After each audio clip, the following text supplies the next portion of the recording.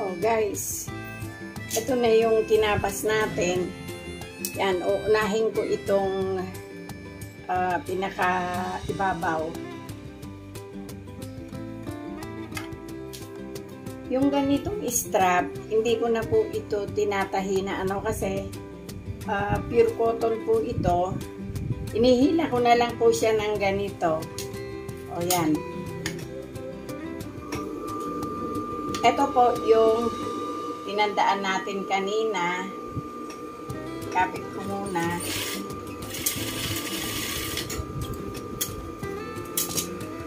Kunin nyo po yung gitna, tapos sumukat kayo ng 3. Bali, 6 po itong pinaka allowance niya.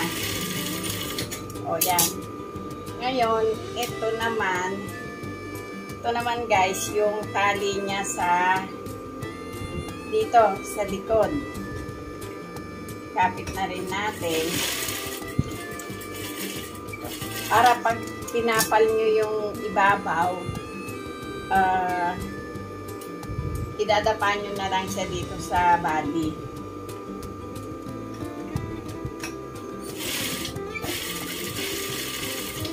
O, ito na siya guys. May kapit na natin yung mga tali-tali niya. Yan. Ito ngayon, idapa na natin doon. Tapos dito, yan. Ipatong na po natin ito.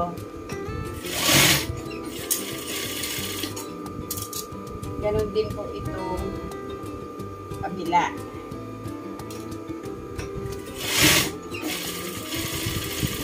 Ayan, naipatong na natin. Ito ngayon, ito po tayo sa ibabaw. Kapain nyo po yung strap nyo doon. Isagad nyo po doon yung inyong tahi.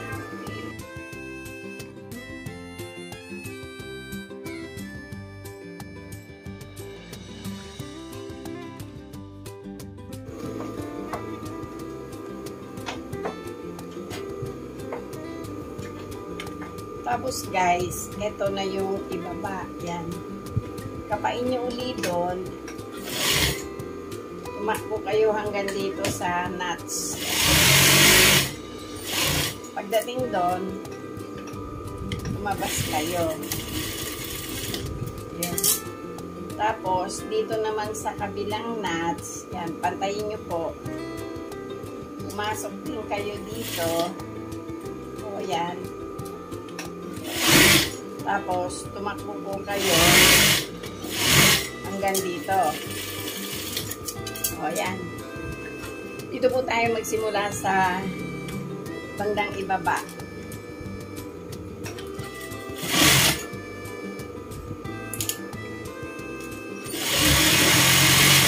Tahian nyo po ng 1/16.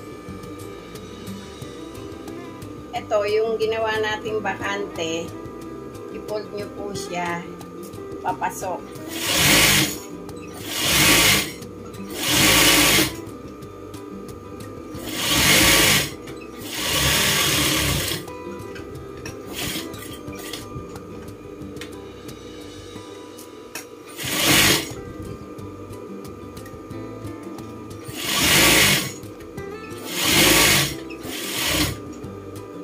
Tapos ito guys, medyo atakin nyo kasi ano to eh.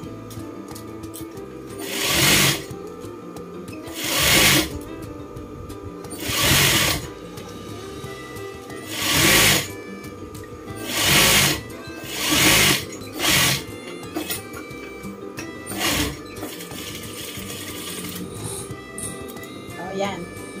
Atahian na natin. Ngayon, pantayin nyo po itong strap. Yan. Kunin nyo po yung tapat nitong strap. O, ito siya guys. Tapos, yung kabila, itong kabila, lagyan nyo na ng aspile para matatandaan nyo na siya.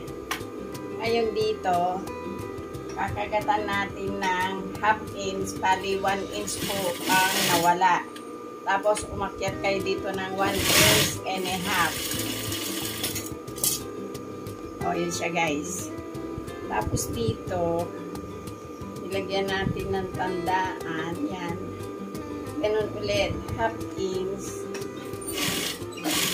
Tapos, umakyat kayo ng 1 inch and a half. O, ito na siya. Ayun guys. Itong gitna. Yan, ito. Kunin nyo din yung gitna doon sa taas. Ditong gitna na to, lagyan natin ng aspile. Tapos itong gitna dito, kunin nyo na siya doon. Tusok nyo yung karayom.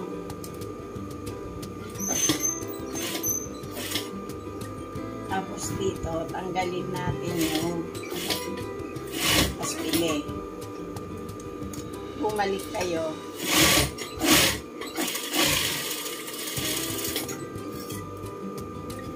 Oh. Tapos na yung bra. Ito na po tayo sa shorts. Ayun guys, itong shorts. Ito lang yun. Tahian natin ng sabay dito.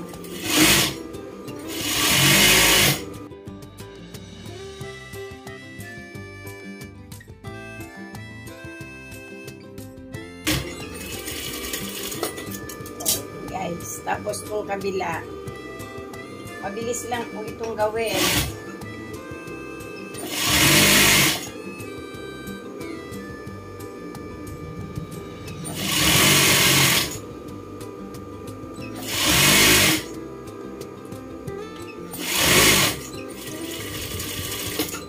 Oh, yan, tapos na siya dyan. Ngayon dito sa laylayan, lagyan po natin ng tandaan doon. Pero pantayin nyo po doon sa kabila. O yan. Lagyan po natin siya ng 2 inches. Doon po sa 2 inches na yon, doon po tayo magtupi. Ito po kasi hindi ko na siya lalagyan ng isa pang fold kasi ano po ito pure cotton, hindi po ito nagninis-nis.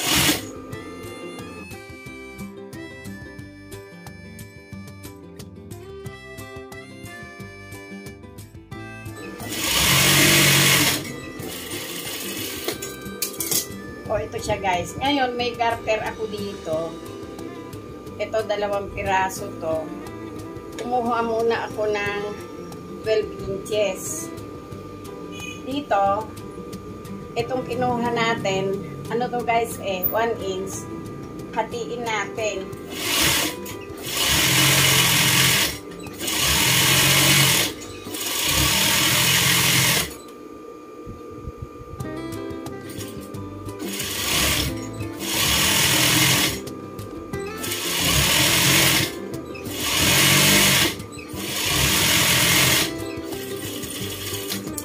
So, yan guys, nahati na natin.